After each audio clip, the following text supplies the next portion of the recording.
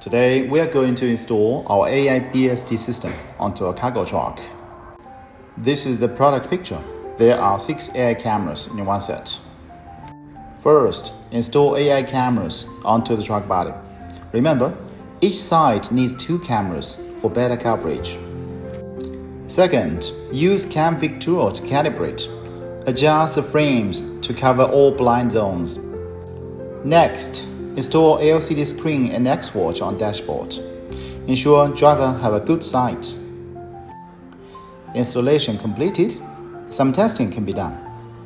Pedestrian enters into alarm zone. Red LED will light up on X-watch, together with alarm sound. The 6 AI cameras can work simultaneously, but if there is a turning signal, then only one channel will function. The system gives alarm when vehicle speed is less than 18 miles per hour. If higher, will be mute. After testing, conceal all the cables properly. The system can now function smoothly. Viracle specializes in designing and manufacturing vehicle safety products. We can provide AI training for different scenarios. For more, you can email us or visit us in Shenzhen, China. Thanks for watching.